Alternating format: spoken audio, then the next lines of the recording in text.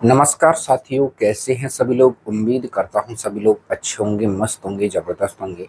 मैं राघवेंद्र सिंह आपके अपने YouTube channel orbit study point में एक बार फिर से स्वागत करता हूं।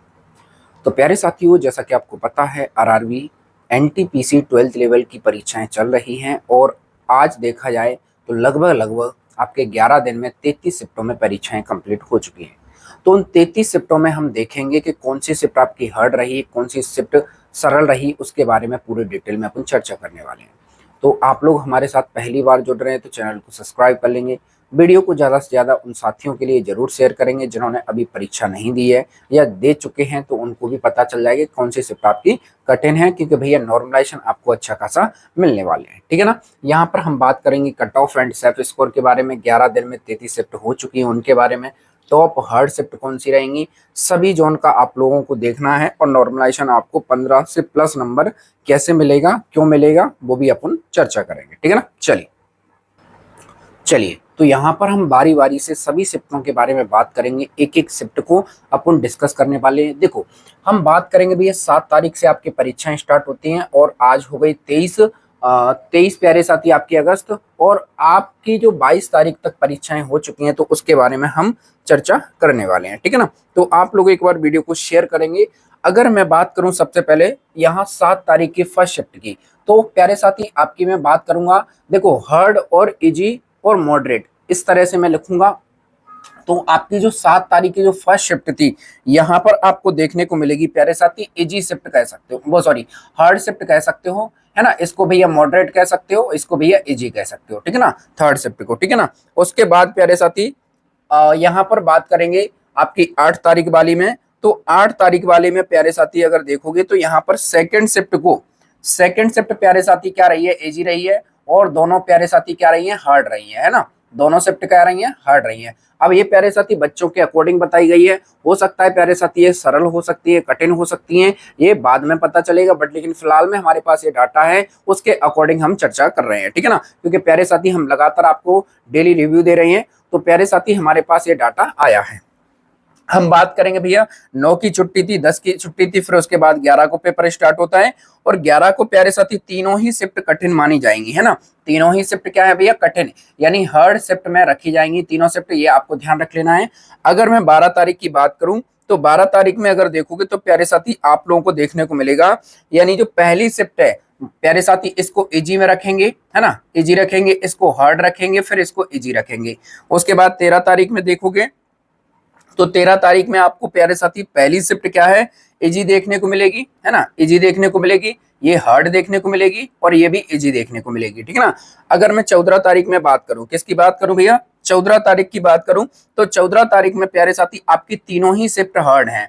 क्या है भैया, तीनों ही शिफ्ट क्या है, हार्ड है, ये आपको ध्यान रख लेना है। अगर मैं 18 तारीख की बात करूं, तो 18 तारीख में देखोगे तो भैया जो आपकी सेकेंड शिफ्ट है, यानी इसको इजी में रख सकते हो, सेकंड शिफ्ट आपकी हार्ड में रहेगी और थर्ड भी आपकी हार्ड में रहेगी। ठीक है ना। अगर मैं 19 तारीख में बात करूं, तो सेकंड प्यारे साथी आपकी 19 तारीख में हार्ड रहेगी, है ना। उसके बाद ये मॉडरेट कह सकते हो, इसको भी मॉडरेट कर सकते हो। अगर 20 तारीख की बात करूं, तो तीनों ही शिफ्ट प्यारे साथी यहाँ पर इजी कैटेगरी में रख सकते हो। ठीक है ना। उसके बाद मैं 21 तारीख की बात करूं, तो 21 तारीख में सेकंड शिफ्ट और थर्ड शिफ्ट प्यारे साथी आपकी जो है हार्ड शिफ्ट में रखी जाएंगी, और इसको भैया मॉडरेट रखोगे। तीनों 22 तारीख की प्यारे साथी तीनों शिफ्ट को क्या रखोगे भैया, मॉडरेट में रखोगे ना। इस तरह से प्यारे साथी हमारे पास जो डाटा है वो आपको आपका निकल कर आ रहा है। अब बात आती है भैया कि आपका अटेम्प्ट कितना सही रहेगा। देखो भैया, अगर इस बार आपको सिलेक्शन लेना है, देखो वैकेंसी कम है और अटेम्प्ट सही रखना है, क्योंकि भैया एक्यूरेसी के साथ आपको अटेम्प्ट रखना है। क्योंकि भैया आप भले 90 कर देते हो, फिर गलत होकर आपके वही रह जाए 60-65, तो वो किसी काम का नहीं है। ठीक है ना। अटेम्प्ट ऐसा करो तो वो आपके सही भी निकले और सही यानी आपका एक्यूरेसी भी सही रहे। ठीक है ना। तो सेफ अटेम्प्ट मानोगे तो भैया आपका मैथ और रीजनिंग और हिंदी वो जीएस, है ना। अगर मैं बात करूं भैया मैथ में, तो 40 में से प्यारे आप यहाँ पर वो सॉरी 30 में से आप यहाँ पर कर सकते हो, 30 में से लगभग लगभग 27-28 के आसपास, है ना। 27 से लेकर 28 आप कर सकते हो यहाँ पर आराम से। यहाँ पर रीजनिंग में बात करें तो भैया 27-28 यहाँ पर भी कर सकते हो, कोई दिक्कत नहीं आएगी। ठीक है ना। जीएस प्यारे साथी डिफिकल्ट आ रही है, सभी को पता है, और हर बच्चे के लिए ये डिफिकल्ट हो सकता है। तो यहाँ पर आप मान के चलेंगे लगभग लगभग अगर देखें तो आप मान के चलेंगे कम से कम प्यारे साथी यहाँ पर आपको 25 के आसपास तो रखना पड़ेगा ना, 25 के आसपास रखना पड़ेगा ताकि आपको एक मोटा मोटा अंदाजा प्यारे साथी आपका हो सके, है ना। तो लगभग लगभग देखा जाए तो प्यारे साथी कम से कम प्यारे साथी आपको सेफ रखना पड़ेगा, यानी 80 से लेकर 85 के बीच में आपको रखना पड़ेगा, तभी आप यानी सुरक्षित होंगे। और ये प्यारे साथी अटेम्प्ट है ना, ये अटेम्प्ट है, हो सकता है प्यारे साथी, लेकिन अटेम्प्ट भी आपको एक्यूरेसी के साथ रखना है। ऐसा नहीं कि भैया अटेम्प्ट आपने 90 रख दिया है और आंसर यानी 85 रख दिया है, जब रिजल्ट आ रहा है तो भैया आपका 65 बनना है, कभी 50 बनना है, तो इस तरह का अटेम्प्ट नहीं चाहिए। अटेम्प्ट को ये रखना है कि भैया हमारा जो एक्यूरेसी है बहुत अच्छा बने, है ना। अब बात आती है भैया आपका सेफ स्कोर क्या रहेगा, कट ऑफ क्या रहेगा, तो मैं उस पर भी आपके लिए एक थोड़ा सा प्यारे साथी ओवरव्यू दे दूं। लेकिन अभी थोड़ा सा बताना भी आपको पता है थोड़ा सा मुश्किल होगा, बट लेकिन आप चाहते हैं तो मैं आपको जरूर बता देता हूं कि अगर आपका इतना स्कोर बन रहा है तो डेफिनेट आप अपने CBT2 की तैयारी में लग जाएंगे, ठीक है ना भैया। देखो अगर मैं बात करूं UR की, अगर मैं बात करूं भैया OBC की, मैं बात करूं EWS की, मैं बात करूं आपके SC की, मैं बात करूं ST की, ठीक है ना। ये प्यारे साथी आप लोगों का एक नॉर्मलाइज्ड मार्क्स कह सकता हूं, अगर आपका नॉर्मलाइजेशन के साथ, है ना, नॉर्मलाइजेशन के साथ अगर आपका इतना स्कोर बन रहा है तो बिल्कुल आप निश्चिंत होकर अपने CBT2 की तैयारी में लग सकते हैं, ठीक है ना। नॉर्मलाइजेशन में कम से कम भैया 15 नंबर आपको मिल सकता है, वो कंडीशन ये है कि आपकी एक्यूरेसी सही हो। क्या हो भैया, एक्यूरेसी अगर आपकी सही है तो बिल्कुल आपको 15 प्लस नंबर मिलेगा, बिल्कुल डेफिनेट। जिसकी शिफ्ट हार्ड है उसको नंबर मिलेगा अच्छा खासा, जिसकी शिफ्ट इजी है थोड़ा सा कम मिलेगा, बट लेकिन जिसकी हार्ड शिफ्ट है तो आपको 15 प्लस आपको नंबर मिल सकता है, ये आपको ध्यान रख लेना है, ठीक है ना। अब प्यारे साथी मैं बात करूं भैया कट ऑफ कितना किया जा सकता है भैया इस बार, तो मैं आपको एक ओवरव्यू बता देता हूं रफली। तो प्यारे साथी अगर आपका इतना स्कोर बन रहा है तो डेफिनेट आप निश्चित होकर अपने फिजिकल सॉरी माफ कीजिएगा CBT2 की तैयारी में लग जाएंगे, ठीक है ना। देखो भाई UR में प्यारे साथी यहाँ पर आपको क्या करना है भैया, और ये नॉर्मलाइजेशन के साथ बताऊंगा ना, क्या बताऊंगा भैया, नॉर्मलाइजेशन के साथ है, नॉर्मलाइजेशन के साथ है, ये आपको ध्यान रख लेना, ठीक है ना।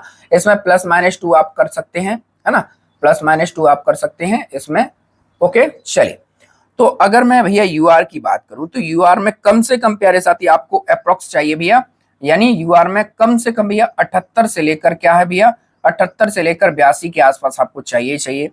OBC में बात करेंगे तो भैया बिल्कुल प्यारे साथी आपको 76 से लेकर भैया 76 से लेकर 80 के अराउंड आपका नंबर चाहिए। वहीं मैं EWS की बात करूं तो सेम यही रहेगा, EWS में भी 76 से 80 के आसपास। और वहीं मैं बात करूं प्यारे साथी आपका, वहीं मैं बात करूं भैया SC में, तो प्यारे साथी कम से कम भैया 72 से लेकर आपको कितना भैया, 72 से लेकर आपको 76 के आसपास आपको नंबर चाहिए। उसके बाद भैया मैं ST में बात करूं तो ST में प्यारे साथी आपको प्यारे साथी थोड़ा सा ज्यादा नंबर चाहिए, है ना। ST में प्यारे साथी क्या है, आपको थोड़ा ज्यादा नंबर चाहिए। तो कम से कम प्यारे साथी आप मान के चलेंगे तो 70 से लेकर अगर आपका 74 नंबर बनना है तो बिल्कुल आपका डेफिनेट लिस्ट में नाम आएगा। इतना मैं कट ऑफ क्यों बता रहा हूँ, नॉर्मलाइजेशन के साथ तक भैया, नॉर्मलाइजेशन में किसी को ज्यादा मिल जाए किसी को कम मिल जाए, बट लेकिन इतना स्कोर बन रहा है आपका तो डेफिनेट आप अपने CBT2 की तैयारी में लग जाएंगे, ठीक है ना। तो उम्मीद करता हूं पूरा डाटा मैंने आपको बताने का प्रयास किया है। 11 दिन में 33 शिफ्ट हो चुकी हैं, उनके अकॉर्डिंग मैंने बताने का प्रयास किया है। हो सकता है ये बिल्कुल चेंज हो जाए, बट लेकिन आपके द्वारा ये बताया गया है तो उसके माध्यम से मैंने आपको बताने का प्रयास किया है, ठीक है ना। चलिए मिलता हूं नेक्स्ट वीडियो में नेक्स्ट अपडेट के साथ, तब तक के लिए जय हिंद जय भारत, वंदे मातरम, wish you all the best, सभी को best of luck, have a nice day, धन्यवाद।